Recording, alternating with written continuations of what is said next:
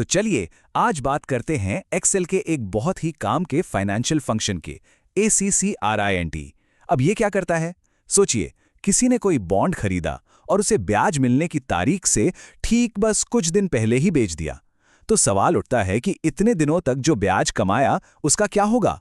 बस ACCRINT function इसी पहेली को सुलझाता है। ये सिचुएशन काफ़ी आम है ना। किसी ने एक बॉन्ड में इन्वेस्ट किया और इंटरेस्ट पेमेंट की डेट आने ही वाली थी कि उसे बेचना पड़ गया। अब वो जो बीच का समय था जब बॉन्ड होल्डर के पास था, उस समय का जो इंटरेस्ट बना उसका क्या, वो किसे मिलेगा? एक बहुत ही प्रैक्टिकल सवाल है जिसका सामना बहुत से इन्वेस्टर्स करते हैं। और यहीं पर एंट्री होती है एक बहुत जरूरी कॉन्सेप्ट की, जिसे कहते हैं अक्रूड इंटरेस्ट या हिंदी में उपार्जित ब्याज। इसका सीधा सा मतलब है वो इंटरेस्ट जो सिक्योरिटी ने कमा तो लिया है पर अभी तक पे नहीं हुआ है। और ये जानना इसलिए जरूरी है क्योंकि नियम ये कहता है कि जब बॉन्ड बिकेगा तो जो नया खरीदार है उसे पुराने मालिक को ये कमाया हुआ ब्याज अलग से चुकाना होगा। तो फिर सवाल ये है कि इस इंटरेस्ट को एकदम सटीक तरीके से कैलकुलेट कैसे किया जाए? अच्छी बात यह है कि एक्सेल के पास इसके लिए एक परफेक्ट सोल्यूशन है, ACCRINT फंक्शन। ये फंक्शन खास तौर पर इसी काम के लिए बनाया गया है। अगर हम खुद माइक्रोसॉफ्ट की ऑफिशियल परिभाषा देखें तो वो भी यही कहती है। ये फंक्शन उन सिक्योरिटीज का उपार्जित ब्याज कैलकुलेट करता है जो समय समय पर इंटरेस्ट देती हैं। मतलब हमारे काम के लिए ये एकदम सही टूल है। ठीक है, तो अब जरा इसके सिंटैक्स को समझते हैं। सिंटैक्स मतलब वो सारी जानकारी जो हमें इस फंक्शन को देनी पड़ती है ताकि ये अपना काम सही से कर सके। देखिए, सबसे पहले तो ये फंक्शन 3 बहुत जरूरी तारीखों पर काम करता है। ये तारीखें इसकी पूरी कैलकुलेशन का आधार है। ये 3 तारीखें हैं: इशू मतलब बॉन्ड जारी कब हुआ, फिर है फर्स्ट इंटरेस्ट यानी पहला ब्याज कब मिलना था, और सबसे जरूरी सेटलमेंट डेट मतलब जिस दिन बॉन्ड असल में बेचा गया। एक्सेल इन्हीं तारीखों के आधार पर ब्याज की गिनती करता है। अब तारीखों के अलावा फंक्शन को बॉन्ड के बारे में कुछ फाइनेंशियल जानकारी भी चाहिए होती है। इसमें 3 मेन चीजें हैं। एक तो रेट यानी बॉन्ड की सालाना ब्याज दर, दूसरा है पार यानी बॉन्ड की फेस वैल्यू। अगर आप इसे खाली छोड़ दें तो एक्सेल अपने आप इसे 1000 मान लेता है। और तीसरा है फ्रीक्वेंसी, जिससे यह पता चलता है कि साल में कितनी बार ब्याज मिलता है, सालाना, छमाही या तिमाही।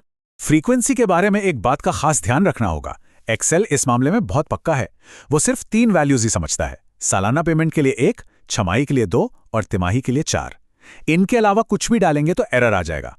इस फंक्शन में कुछ ऑप्शनल आर्ग्यूमेंट्स भी हैं और ये इसे और भी ज्यादा पावरफुल और फ्लेक्सिबल बना देते हैं। ये हैं बेसिस और कैल्क मेथड। बेसिस ये तय करता है कि दिनों की गिनती के लिए कौन सा तरीका इस्तेमाल होगा, जैसे अमेरिकी 30, 360 या एक्चुअल दिन। वहीं कैल्क मेथड एक तरह का स्विच है, ट्रू या फॉल्स। इससे हम ये तय कर सकते हैं कि ब्याज की गणना बॉन्ड इशू होने की तारीख से करनी है या पहली इंटरेस्ट पेमेंट की तारीख से। जैसा कि आप देख सकते हैं, बेसिस के लिए कई सारे ऑप्शन हैं। अगर आप कुछ नहीं डालते तो डिफ़ॉल्ट वैल्यू 0 रहती है, जो अमेरिकी 30/360 स्टैंडर्ड है। बाकी के ऑप्शन अलग अलग फाइनेंशियल मार्केट के हिसाब से कैलकुलेशन करने में मदद करते हैं। इससे यह फंक्शन ग्लोबली बहुत यूजफुल हो जाता है। चलिए, अब जब सिंटैक्स समझ आ गया है तो फटाफट कुछ आम गलतियों पर भी नजर डाल लेते हैं, ताकि जब आप इसे इस्तेमाल करें तो कोई परेशानी ना हो। अगर कभी #वैल्यू एरर दिखे तो इसका सबसे आम कारण होता है गलत डेट फॉर्मेट। हमेशा याद रखिए कि एक्सेल तारीखों को एक सीरियल नंबर की तरह देखता है, तो पक्का कर लें कि आपकी तारीखें सही फॉर्मेट में हों।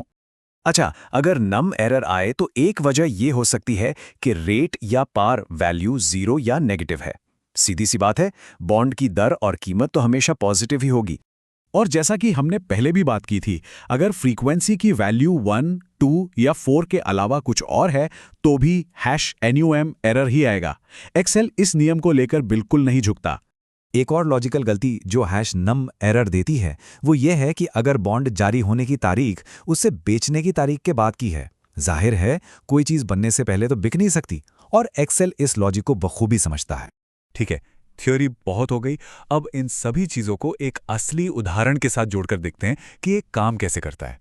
तो मान लीजिए हमारे पास एक ट्रेजरी बॉन्ड है। उसकी इशू डेट, पहली इंटरेस्ट डेट और सेटलमेंट डेट हमारे पास है। कूपन रेट 10% है, पार वैल्यू 1000 है और ये साल में 2 बार ब्याज देता है। अब हमारे पास वो सारी जानकारी है जो फंक्शन को चाहिए।